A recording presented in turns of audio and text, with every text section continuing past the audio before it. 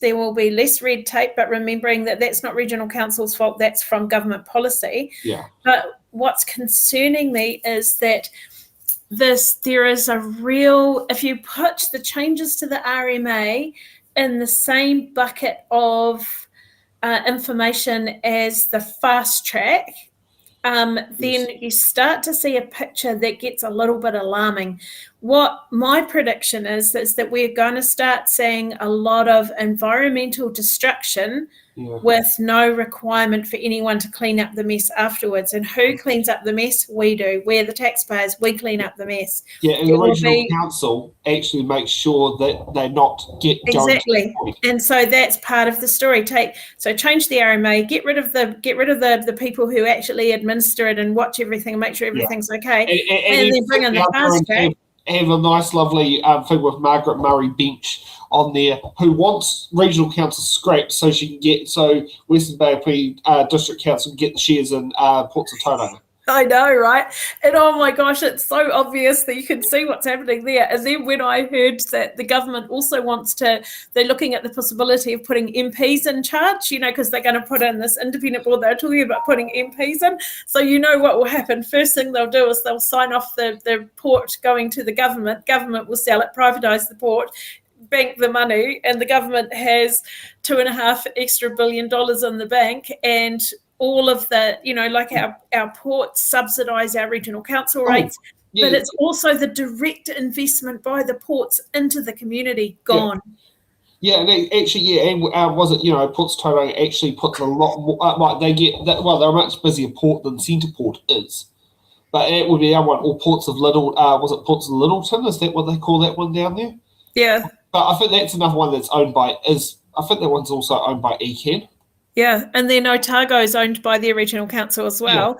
And so it's a phenomenal investment. So, and then, okay, so you take away all of that money that comes from the port into the community, and then you put a rates cap on.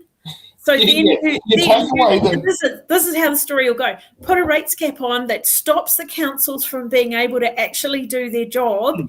Justification for the government to sell off all of the services of the council to private, and that's it. And then we are so stuffed. Who owns the Tauranga Airport, the Whakatane Airport, and the Rotorua Airport? Are they owned by the respective city? They're owned by their district councils. Okay, yeah, and like Wellington, it's a third owned by Wellington City Council and 2/3 owned by Infratil. Yeah, at the moment.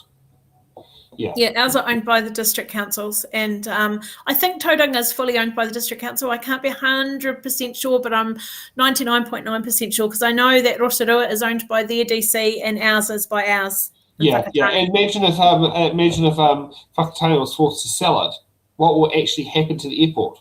Oh, it would be gone. Nobody would want to buy it. They'd turn it into a housing estate. That'll be the end of the airport. We wouldn't have one. Yeah, exactly. I mean, and actually, I grew up in an area where we actually had a privately owned airport, which was Paraparaumu Airport.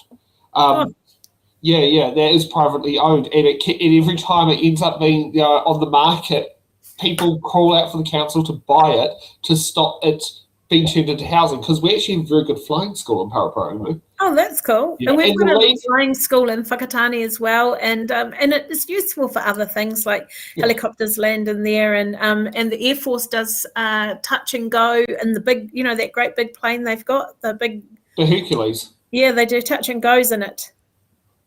Oh, okay. I wonder, could it land a Hercules there? Yeah, they don't land it. They just come in, and it's amazing watching it come in because it's so flippin' big, and our town's not very big. So it just comes in, touches the runway, and straight off again. Oh, I wonder if that's the Air Force bit of, let's help Whakatane Airport out today. Let's do a touch and go, because every time the planes do touch and goes, they do pay a fee for that. Yeah. And I imagine it's a big fee. For the Hercs it would be, but I was going to say the fee ain't that much.